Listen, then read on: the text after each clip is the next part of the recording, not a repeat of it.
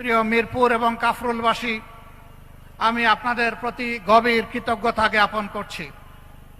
মূল্যবান সময় কুরবানি করে আপনারা এখানে হাজির হয়েছেন আমাদের দুটি কথা শোনার জন্যে। মহান রব্বুল আলমিনের দরবারে শুকরিয়া আদায় করছি, তিনি এরকম একটি আয়োজনে আমাদেরকে আজকে হাজির হওয়ার তৌফিক এনায়েত করেছেন। আমি গভীর শ্রদ্ধার সাথে তাদেরকে স্মরণ করছি।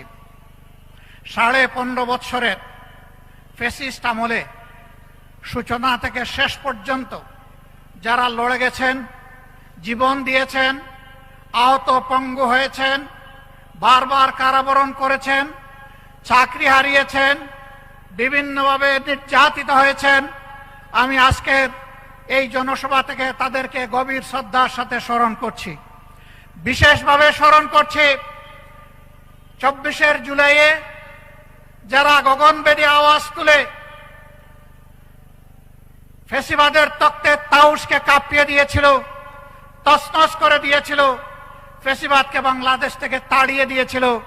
আমি তাদের প্রতি বিশেষভাবে শ্রদ্ধা নিবেদন করছি। যারা জীবন দিয়েছেন, আল্লাহ তাদেরকে শহীদ হিসাবে কবুল করুন। যারা আহত হয়েছেন, আল্লাহ পাক তাদেরকে সুস্থতার নিয়ামত দান করুন।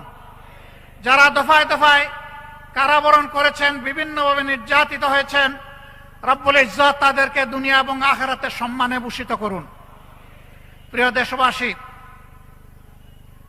একটু আগে আমার হাতে একটা প্রতীক তুলে দেওয়া হয়েছে। এই প্রতীক বড় ভারী। এই প্রতীক হচ্ছে ইনসাফের প্রতীক। আমাদের সমাজে সব ধরনের বৈষম্য, দুঃশাসন, দুর্নীতি, এই সবগুলার মূল কারণ হলো ইনসাফ না থাকা। এই ইনসাফ যদি থাকতো তাহলে সমাজে দুর্নীতিবাজরা, লুটেরারা, ডাকাতরা ব্যাংক ডাকাতি করে জনগণের সম্পদ লুটপাট করে এই দেশ থেকে নিরাপদে পালানোর সুযোগ পেত না। দেশে দেশে তারা বেগমপাড়া গড়তে পারতেন না। বাংলাদেশের বুকে সন্ত্রাসের রাজ্য কায়েম করতে পারতেন না। কারণ এই কালো টাকা সন্ত্রাসের পিছনেও ব্যয় হয়, আরো কালো টাকা বানানোর জন্য। আজকে আমি এখানে অনেকের মাথায় লাল টুপি দেখতে পাচ্ছি। এই লাল টুপিগুলো 15.5 বছরে রক্তে লাল বাংলাদেশের করুণ চিত্র। সারা বাংলাদেশ ফ্যাসিবাদের কবলে পড়ে ছোপ ছোপ রক্ত আর খাড়ি খাড়ি লাশের দেশে পরিণত হয়েছিল।